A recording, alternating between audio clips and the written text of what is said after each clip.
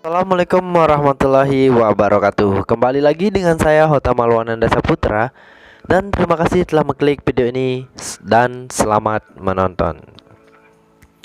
Oke, di video saya kali ini saya akan membahas tentang asas kekuasaan di Indonesia setelah amandemen keempat menurut Undang-Undang 1945.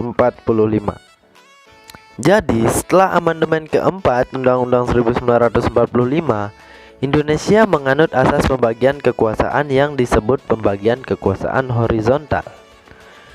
Pembagian kekuasaan horizontal merupakan pembagian kekuasaan menurut fungsi lembaga-lembaga tertentu, yakni lembaga legislatif, eksekutif, dan yudikatif. Dalam Undang-Undang Dasar 1945, kekuasaan secara horizontal, pembagian kekuasaan negara dilakukan pada tingkatan pemerintah pusat dan pemerintah daerah. Pada pembagian kekuasaan di pemerintah pusat berlangsung antara lembaga-lembaga negara yang sederajat. Namun adanya perubahan Undang-Undang 1945, terjadi pergeseran pembagian kekuasaan di pemerintah pusat. Yang pertama, kekuasaan konstitusi.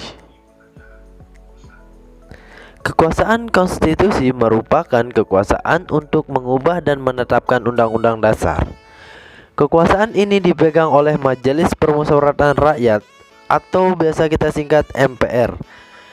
Pada pasal 3 ayat 1 Undang-Undang Dasar 1945 menyatakan Majelis Permusyawaratan Rakyat atau MPR berwenang mengubah dan menetapkan undang-undang dasar.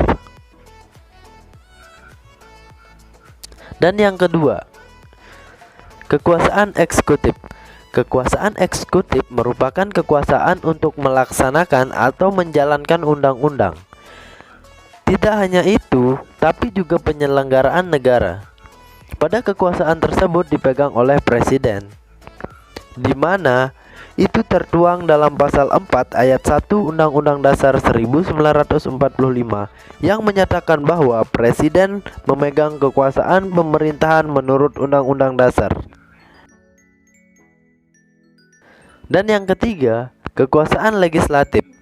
Kekuasaan legislatif merupakan kekuasaan untuk membuat atau membentuk undang-undang. Pada pasal 20 ayat 1 Undang-Undang Dasar 1945 yang menyatakan bahwa Dewan Perwakilan Rakyat atau DPR memegang kekuasaan membentuk undang-undang. Nah, sampai di sini dulu ya untuk penjelasannya. Semoga mudah dipahami dan bermanfaat untuk kita semua. Sekian, wassalamualaikum warahmatullahi wabarakatuh.